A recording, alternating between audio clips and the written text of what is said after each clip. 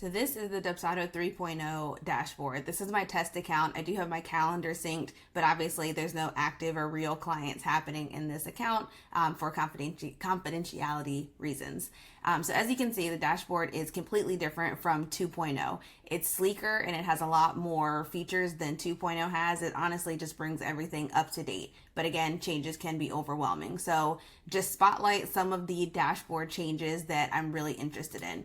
So up top, we can toggle between your overview, so you can view things, this top bar, for 30 days, 90 days, or for the entire year. So tracking new projects, tracking your revenue, conversion rate being how many projects have actually booked through your system, and then month to date revenue. So this is a cool snapshot throughout your system. This is something similar to 2.0, but a little bit more in depth.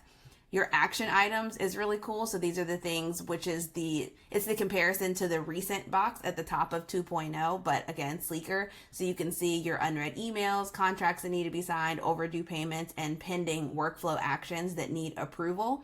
I'll get into emails in a future video, but the 3.0 email inbox is a fully functioning email inbox. So where before a lot of people didn't use the Dubsado inbox and instead opted for their external account like Gmail, with this inbox, you have a sent box, an inbox, etc. So it's a little easier to navigate and more like a real email inbox.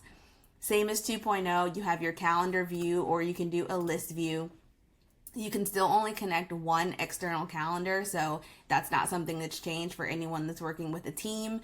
Dubsado has mentioned that they're exploring multi-calendar integrations, but as far as everything goes right now with 3.0, you can still only connect one external calendar.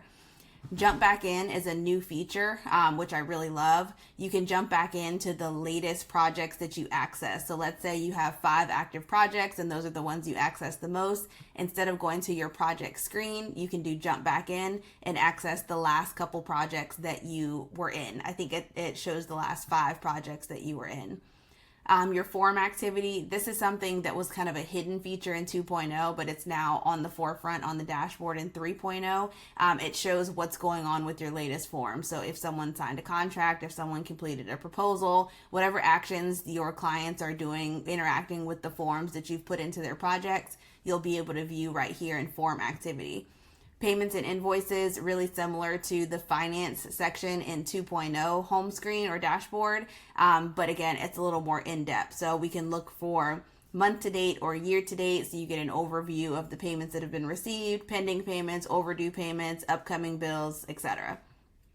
Down at the bottom, we have our workflow section, so you can see workflows that are actively paused and then explore those further. And then, of course, your task list, which is very similar to 2.0.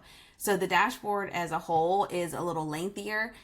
It's more of an updated look. A lot of the features are still the same. They're just a little bit more robust. But again, it does take a little bit of a learning curve because everything looks completely different.